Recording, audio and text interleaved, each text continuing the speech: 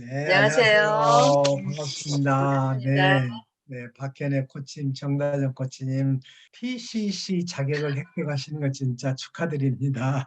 축하드립니다. 감사합니다. 네, 네, 반갑습니다. 저는 사회를 맡은 정다정 코치고요. 오늘 박창규 교수님과 박현애 코치님 모시고 ICF 코칭 핵심 역량 2번 코칭 합의하기에 대해서 좀 말씀을 나눠보도록 하겠습니다. 잠깐 소개를 드리면요. 저는 새내기 PCC 이거 지금 박현애 코치님과 같이 코칭 MBA에서 핵심 역량을 열심히 공부하고 있고요. 네, 박현애 코치님도 소개 한번 해주시겠어요? 네, 안녕하세요. 저는 2017년부터 코칭을 알게 되고 너무 좋아서 정말 좋은 코치가 되어서 많은 분들 돕고 싶다 이런 마음으로 열심히 학습하고 있는 박현애입니다. 반갑습니다. 저는 반갑습니다. 박창규입니다. 지금 오늘 저희가 역량 2 코칭 합의하기에 대해서 얘기를 하기로 했는데 박현애 코치님께서 최근에 칼럼도 써주시고 또 여기에 대해서 집중적으로 공부를 많이 하셨다는 소문을 듣고 이런 자리를 또 마련을 했습니다. 코칭 합의하기 어떻게 보면 사람들이 쉽게 생각하는 부분도 있는 것 같은데요. 어떤 역량일까요? 이 코칭 합의하기 능력은 이렇게 코칭 세션에서 특정한 코칭 상호작용에 있어서 고객과 코칭 절차를 합의하고 또 코칭 관계에 대해서도 합의하고 그리고 코칭 세션의 주제에 대해서도 합의하는 그런 능력을 말합니다.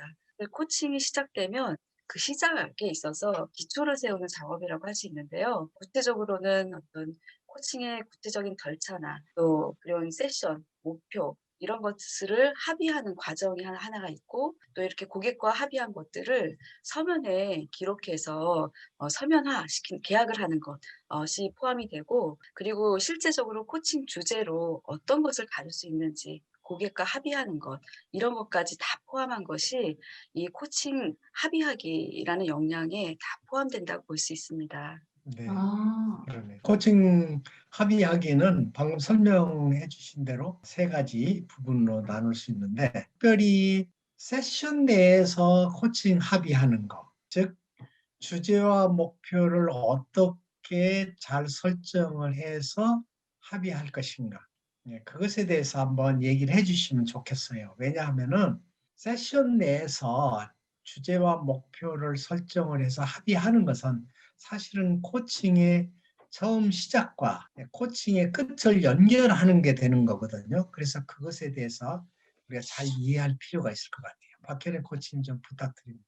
사실 우리가 어디를 갈 때 그 목적, 방향을 제대로 설정하지 않고 가면 실제로 엉뚱한 곳에 가서 헤맬 수도 있고 또 해가는 과정에 아무 의미가 없게 시간을 낭비하거나 에너지를 낭비할 수가 있습니다. 코칭 세션에서도 주제를 잘 합의한다는 것은 이 고객이 평소의 삶에 있어서 이 삶에 궁극적으로 추구하는 목적이 어떤 것인지 그것도 탐구하고 그 목적 안에서 고객이 가져온 주제가 어떤 의미인지 그 맥락에서 또 파악하고 그거 안에서 이 오늘 1 시간 동안에 그 진행해야 될 코칭 주제가 어떻게 연관되는지 그것을 한 방향으로 좀 쭉 정렬해서 고객이 진짜 원하는 것이 무엇인지를 포커싱하고 초점을 맞춰서 합의하는 그런 능력이라고 할 수 있습니다. 이것이 처음에 제대로 돼야 코칭의 시작과 코칭의 끝이 다른 방향이 아니라 한 방향으로 정렬될 수 있고 내 삶의 목적과 또 그 본인이 원하는 것과 원하는 것 내에서의 오늘 코칭 시간에 이루어져 얻고자 하는 것이 한 방향이 되기 때문에 실행 방안이 고객에게 가장 유익한 형태로 되어서 강력하게 실행 의지를 다지고 또 고객이 성장하는 데 굉장히 도와주기 때문에 중요하다고 할 수 있습니다. 쉽게 얘기하면 서로 주제 파악을 잘 해가지고 서로 합의하라. 예, 그런 뜻으로도 들리네요. 네. 바로 맞습니다. 우리 정다정 코치님도 아마 그런 부분에서 PCC가 될 때까지 아마 여러 가지 생각을 많이 해보셨을 거예요.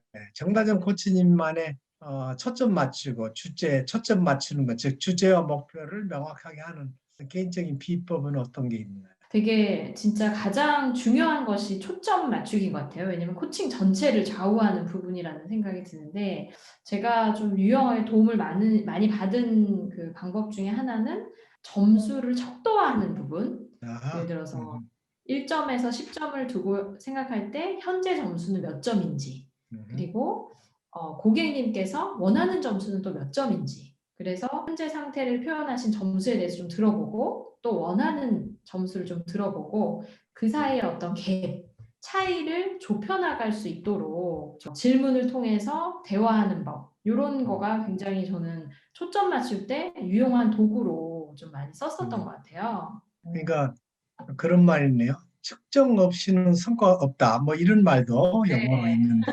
예, 예. 그럼 박현애 코치님만의 특별한 방법은 어떤 방법이 있습니까? 저는 이제 고객이 막 여러 얘기를 막 해서 내가 어떤 것을 원하는지가 명료하지 않을 때가 있더라고요.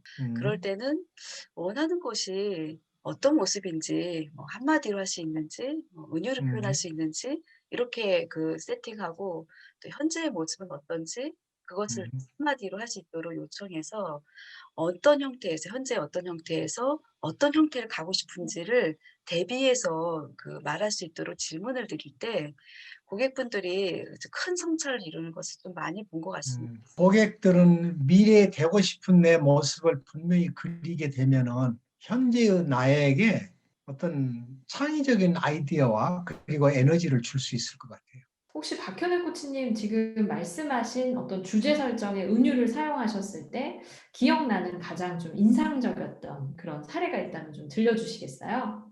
어 저는 사실 여기도 계신 우리 교수님 이 초반에 이 그 3 세대 TV 세션에서 보여줬던 그 동영상이 굉장히 인상적이어서 그 질문을 저 실제로 많이 썼거든요. 근데 그 초반에 그 어떤 그 고객님이 "내가 되고 싶은 것은 언제나 믿고 찾아갈 수 있는 어 백반집.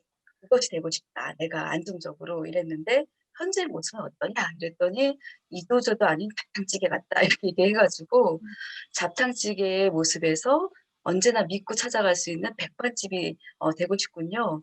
그 갭 사이에서 "어떤 걸 해 보고 싶냐?"라고 딱 이렇게 좁히시면서 그 고객이 '내가 어떤 걸 해 봐야겠다.' 이런 것들을 찾아가는 모습이 굉장히 인상적이었습니다. 그 현재의 모습과 그 되고 싶은 모습, 이루고 싶은 모습을 대비한다는 게 굉장히 강력하게 그 초점을 좁히고 그 얻고자 하는 것들 또 실행해야 될 것들을 찾아가는 데 굉장히 유효한 것 같습니다. 예, 그 초점이 맞춰지는 것은 현재 상태하고 정말로 이루고 싶은 그 사이에 그 공간에서 그 에너지가 나온다 하는 느낌, 아이디어와 에너지, 창조적인 에너지가 나온다 그런 느낌이 드네요. 그 참 좋은 방법이라고 생각이 들고요.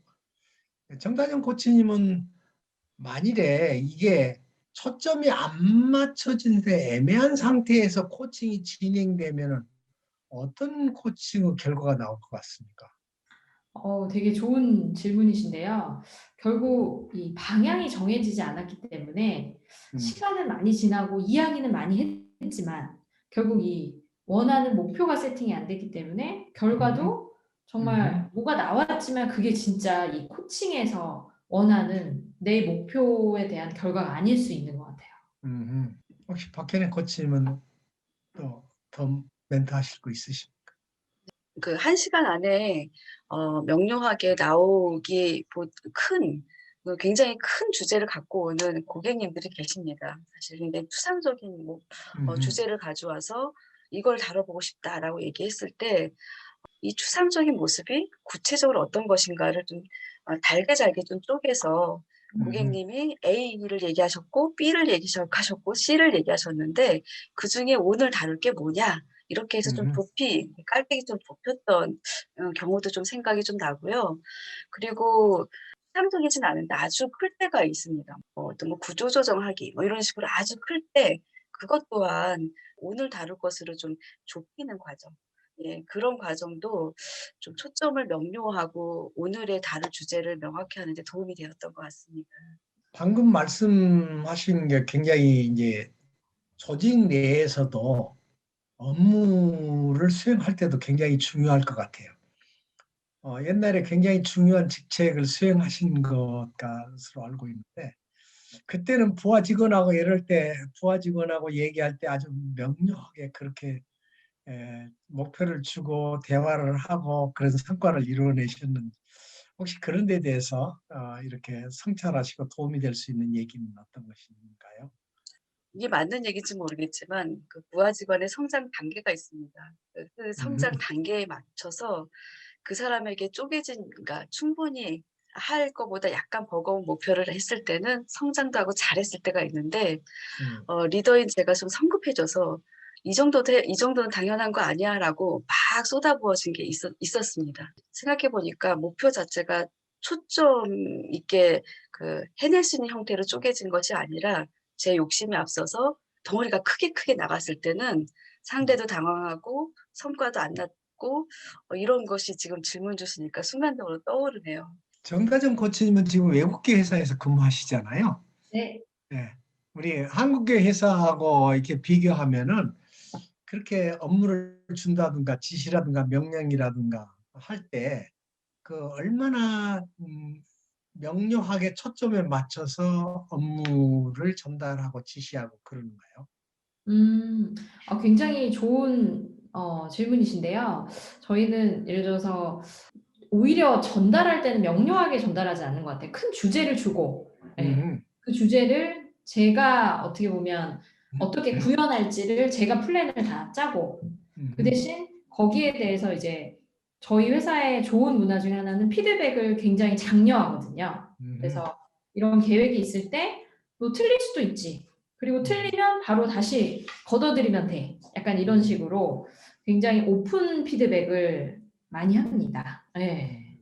그래서 이 큰 주제를 주고 그다음에 실행 부분은 개개인이 좀 자유롭게 하되 정말 적극적인 피드백을 통해서 이 어떤 그 목표나 어떤 계획을 촘촘하게 좀 만들어가는 네, 아, 그런 방식으로 음. 진행된다고 보시면 좋을 것 같아요. 처음에는 큰 목표를 주고 네, 주제를 다루고 네, 중간에 진행 과정과 피드백을 통해서 초점 맞춰진 그렇죠. 업무 수행에 대한 목표나 지침을 딱 설정하게 된다는 얘기죠. 네, 맞습니다. 와, 코칭하고도 똑같네요. exploration이라는 말이 나와요. 탐구한다는. 네. 박현일 코치님 그거 아시죠? 한번 얘기해 네. 주세요. 사실 그거 전에 방금 떠오른 건 아까 저 직장 생활을 얘기하셔서 막 떠올랐는데요. 얻고자 하는 목표가 무엇인가? 음, 이것이 명확하게 합의됐을 때는 성과가 났던 것 같습니다. 부하 직원과 음, 저하고 네. 합의가 명확했을 때. 음. 근데 얻고자 하는 그 목표가 무엇인가가 합의가 안 된 상태에서 오더를 낼 때가 있었는데 그거는 아, 흐지부지했던 것 같아요. 아 지금 음, 옛날 생각을 안 했는데 좋은 질문 주셔서.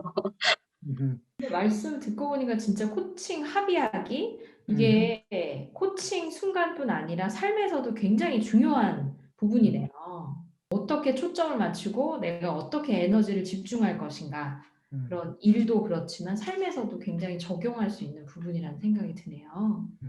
그래서 이제 코칭에서는 처음에 어떤 주제로 얘기할 것인가, 또 코칭이 끝난 다음에 이루고 싶은 게 어떤 건가, 그래서 그 사이에 갭이 어떤 건가, 그리고 그 중에서 특히 초점을 맞출 것은 어떤 것인가, 네, 이런 것들에 대해서 얘기하는 게 초점 맞추기다 이렇게 얘기할 수 있고, 초점 맞추기는 사실은 제가 얘기할 때 처음과 끝을 이어준다고 그랬잖아요. 그래서 처음에 초점 맞춰진 그 목표를 가지고 끝까지 쭉 이어져 나간단 말이에요.